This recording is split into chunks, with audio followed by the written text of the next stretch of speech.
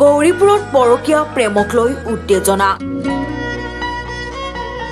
প্ৰেমিকাৰ কোঠাত স্বামীক হাতেলোতে ধৰিলে পত্নীয়ে।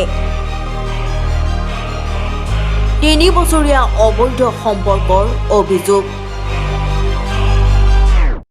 অভিযোগৰ ভিত্তিত দুয়োকে আটক আৰক্ষীৰ। উত্তৰ গুৱাহাটীৰ গৌৰীপুৰত পৰকীয়া সম্পৰ্কক কেন্দ্ৰ কৰি সৃষ্টি হয় উত্তপ্ত পৰিস্থিতিৰ। পত্নীয়ে স্বামীক কথিত প্ৰেমিকাৰ কোঠাতে হাতেলোতে ধৰা পেলোৱাৰ পিছতে সংঘটিত হয় এই ঘটনা। অভিযোগ অনুসৰি নলবাৰীৰ আৰিকুছিৰ বাসিন্দা চম্পক বসুই পত্নী আৰু 2 সন্তানক এৰি দীৰ্ঘদিন ধৰি আন এগৰাকী মহিলাৰ সৈতে সম্পৰ্ক ৰক্ষা কৰি আহিছিল।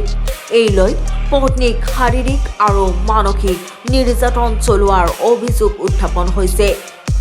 প্ৰেমিকা অনুহিৰা নামৰ মহিলাগৰাকীও 2 সন্তানৰ মাতৃ বুলি জানিব পৰা গৈছে। গৌৰীপুৰত ভাড়াতীয়া হিচাপে বাস কৰি থকা মহিলাগৰাকীৰ সৈতে বিগত 3 বছৰে সম্পৰ্ক ৰক্ষা কৰি অহাৰ অভিযোগ চম্পক বসুৰ বিৰুদ্ধে। ধৰা পৰাৰ ভয়ত চম্পক বসুই নিজৰ পৰিচয় সলনি কৰি মিণ্টু বসু নাম ব্যৱহাৰ কৰাৰ লগতে নিজকে এটা পৰ্টেল চেনেলৰ সাংবাদিক বুলিও পৰিচয় দিছিল বুলি অভিযোগ উত্থাপন হৈছে। অৱশেষত পত্নীৰ অভিযোগৰ ভিত্তিত গৌৰীপুৰ আৰক্ষীয়ে চম্পক বসু আৰু তেওঁৰ কথিত প্ৰেমিকাক আটক কৰি তদন্ত আৰম্ভ কৰিছে।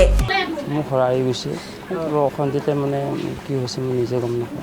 কি হৈছে মানে কিয় আজি আপোনাৰ ৱাইফে আহি কিনে আপোনাৰ মানে হাতেলোতে ঘৰচীয়া অশান্তিতে অলপ মানে এনেকুৱা হৈছে আৰু পৰকীয়া প্ৰেম আছে নেকি? মানে আপুনি বিবাহিত হয়নে নহয়? হয়। ল'ৰা ছোৱালী? ল'ৰা দুটা ল'ৰা এটা ছোৱালী। ঘৰ ক'ত? আৰিকুছি। হা? আৰিকুছি। আৰিকুছি। তো ইয়াতে কি কৰি আছিল আপুনি? কাম কৰে নেকি ইয়াতে? ইয়াতে কাম নকৰে। তেনেহ'লে ইয়াতে ৰুমটো যে লৈছিল কিহৰ কাৰণে লৈছিল? আগতে কাম কৰিছিলোঁ ইয়াতে আনন্দত। আগতে কৰিছিল? কি কাম কৰিছিল? HDFC বেংকত কাম কৰিছিল। HDFC বেংকত কি কাম কৰিছিল? অফিচ ৱৰ্ক কৰিছিল। অফিচৰ কাম। তো এতিয়া আপুনি এইটো পৰকীয়া প্ৰেমত কেতিয়াৰ পৰা লিপ্ত হৈছে? গমেই পোৱা নাই মই নিজে মানে হে? এনে কামে খোৱা নাই। News desk report, Asia news Assam north east.